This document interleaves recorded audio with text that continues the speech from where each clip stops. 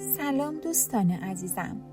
امروز داستان زیبای به دنیا آمدن رستم رو از شاهنامه براتون میخونم و امیدوارم از این داستان جذاب لذت ببرین و با لایک و کامنت از کانال حمایت کنین. چند وقت پس از پیوند زال و رودابه باردار شد. اما آنقدر بارش سنگین بود که آسودگی را از او گرفته بود. مادر رودابه که دخترش را در این حال می‌دید گفت چه شده است که رنگ و رویت چنین زرد شده؟ و رودابه می‌گفت که گویی سنگی در شکم دارم. سیندخت از دیدن حال نزار دختر می‌گریست تا اینکه هنگام زایمان فرا رسید. ولی یک شبانه روز گذشت و کودک به دنیا نیامد و رودابه از هوش رفت. این خبر به زال رسید. زال بیدرنگ به بالین او آمد. با دیدن حال رودابه اشک میریخت ولی کاری نمیتوانست بکند تا اینکه به یاد پر سیمرغ افتاد و به سیندخت مژده داد که راهی یافته است. پس فرمان داد تا آتشی برپا کند و پر سیمرغ را در آتش انداخت. اندکی از زمان سوختن مقداری از پر سیمرغ گذشته بود که آسمان تیره شد. سیمرغ همچون ابری که بر زمین فرود آمده نزد زال رفت. زال که از دیدن او بسیار خوشحال شده بود او را ستایش کرد. سیمرغ با دیدن چشمان خیس زال گفت چرا نگرانی؟ پروردگار به تو شیری داده است که آوازه او در گیتی زبان زد خواهد شد و هیچ پهلوانی یارای هماوردی او را نخواهد داشت و او چون سام خردمند خواهد بود و در میدان نبرد مانند شیر جنگی و به فرمان دادار عمل خواهد کرد. قبل از هر کاری بانو را با می مست کن. آنگاه از حکیمی زبردست بخواه که با خنجر آبگون پهلوی او را بشکافد و کودک را بیرون آورد. آنگاه از او بخواه که پهلوی او را بدوزد و با گیاهی که به تو خواهم گفت زمادی از شیر و مشک بساز و آنها را در سایه خشک کن و آن را به پهلوی رودابه بمال و بعد پر من را نیز برای خوشیمنی به روی زخم بکش تا زخم خنجر هرچه زودتر بهبود یابد و از این کار هیچ نترس و آنچه گفتم انجام بده که بخت تو بلند است. سیمرغ این را گفت، یک پر به زال داد و بال زد و رفت. زال رفت تا اسباب کار را آماده کند و موبدی آورد. رودابه را مست کرد تا درد را احساس نکند. سیندخت که نگران فرزند خود بود اشک میریخت و بیقرار بود تا اینکه پهلوی او را شکافتند و کودک را بیرون آوردند. همه از دیدن این کودک پیلتن در شگفتی ماندند. پهلوی رودابه را دوختند و از داروی سیمرغ روی زخم مالیدند و چون چشم باز کرد لب به سخن با سیندخت گشود و همگان شاد شدند و فرزند را به نزدش آوردند. آنگاه رودابه تازه به خود آمد که فارغ شده است و دیگر احساس سنگینی نمی کرد. کودکی خوش سیما و قوی جثه که در یک روزگی چون کودک 1 ساله بود. نامش را رستم نهادند و جشنی بزرگ برپا کردند. از آن سو خبر به مهراب کابلی رسید و بسیار شادمان شد. آنگاه کودک را نزد سام بردند. سام تا آن کودک درشت هیکل را دید در شگفتی ماند و به شکرانه این فرزند درمهای بسیار داد و جشن و سروری برپا کرد. رستم از همان کودکی ویژگی‌های خاصی داشت. 10 دایه به او شیر می‌دادند و هنوز برایش کافی نبود.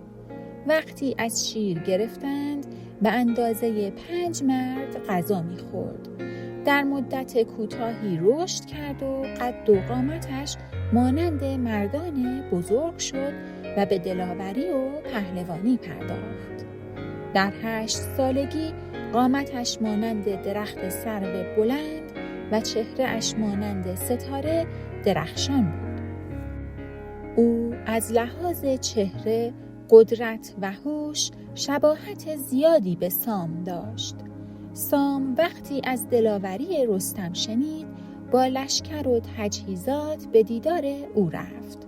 او را در آغوش گرفت و از قدرت و شجاعتش شگفت زده شد.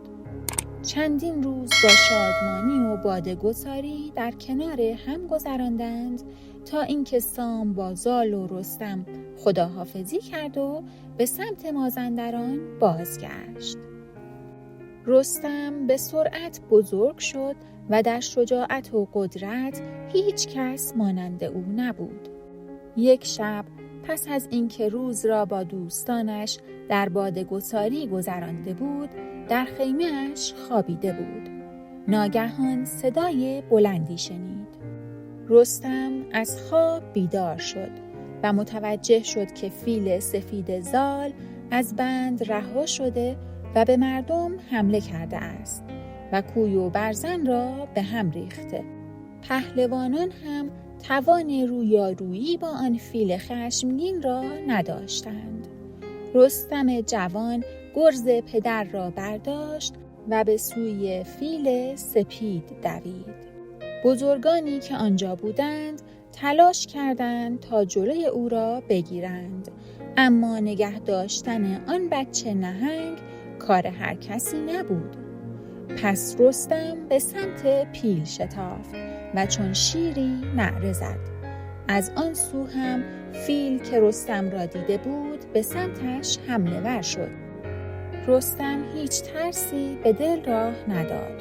گرزش را بالا برد و بر سر فیل سفید کوفت و آن فیل خشمگین چون کوهی بر زمین افتاد. روز بعد زال وقتی از کار رستم مطلع شد شگفت زده ماند، زیرا فیلی که رستم شکست داده بود بسیار قوی بود و بسیاری از سربازانی که با آن فیل در میدان جنگ مواجه شده بودند شکست خورده بودند. زال حالا فهمید که کسی که انتقام نریمان را از دشمنان میگیرد رستم است.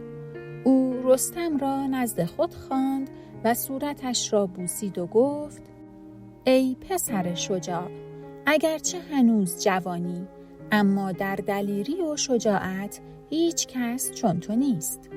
اما قبل از اینکه نامت در جهان بلند شود و دشمنانت به سراغت بیایند، باید انتقام خون نریمان جد بزرگت را بگیری و خون دشمنان او را از آنها پس بگیری. در کوه سپند دژ بلندی وجود دارد که حتی عقاب‌ها هم نمی‌توانند بر فراز آن پرواز کنند.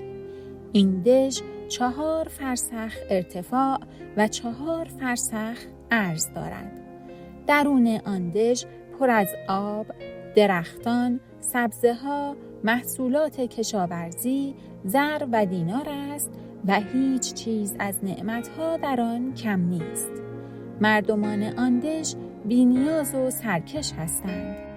در زمان فریدون جد منوچهر مردم این دژ از فرمان شاه سرپیچی کردند و شاه فریدون نریمان که فرمانده دلیران بود را برای فتح آن دژ فرستاد.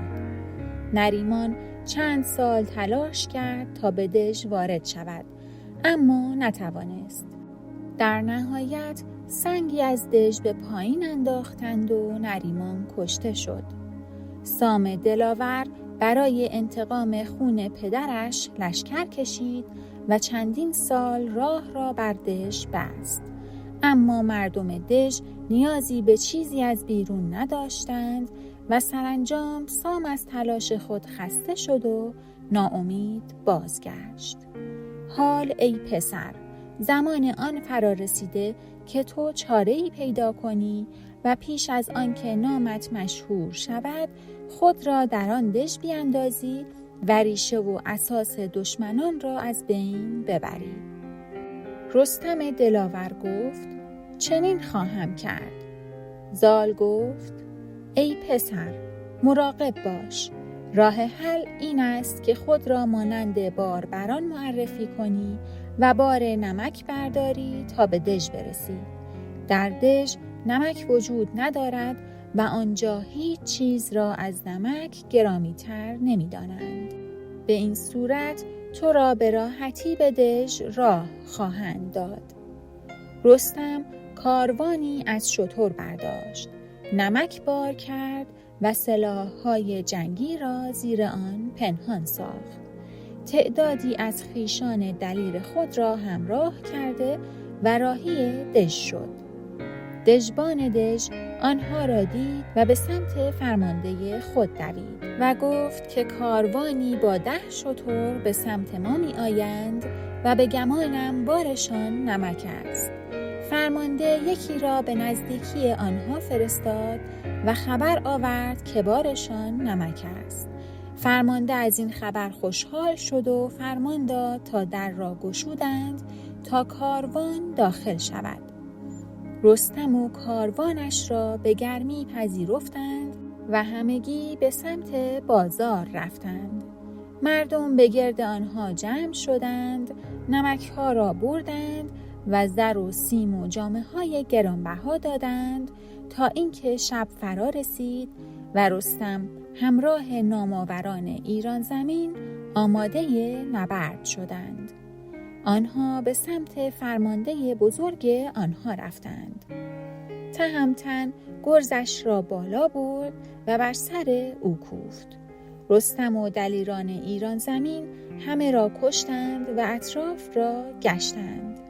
دالانی تنگ بود که دری از آهن داشت. با گرز به در کوفت و در را از جای کند. گنبدی دید برافراشته و با کوهی از سکه روبرو شد. رستم از آنچه دیده بود در شگفتی ماند. سپس برای زال نامه نوشت و پیروزی خود را برای پدر شرح داد و از سکه های طلا و نقره و خوردنی ها و پوشیدنی ها باز گفت و در پایان نوشت که هرچه فرمان دهی آن کنم و نامه را به فرستاده داد.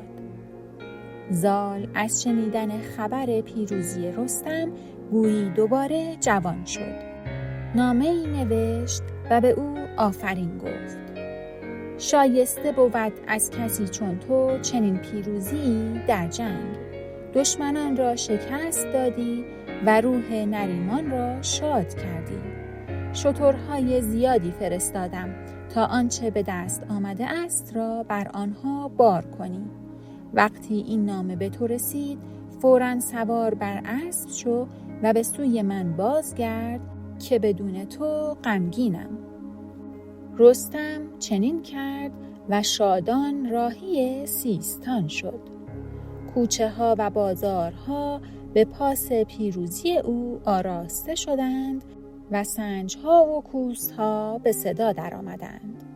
رستم به کاخ آمد و نزد مادرش رودابه رفت.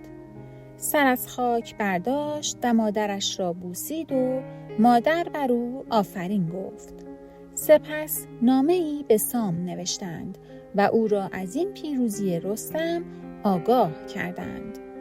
سام با دیدن این نامه بسیار شادمان شد و به فرستاده پاداش و خلعت‌های بسیار داد و در پاسخ نوشت که از چنین پدری که شیر آدمیزاد نخورده است چنین نره شیری پدید می آید که از شیر آدمیزاد پرورش می یابد و کسی یارای مقابله با او را ندارد که پسر خون پدر را در رگ دارد. نامه به دست زال رسید و زال بسیار شادمان شد.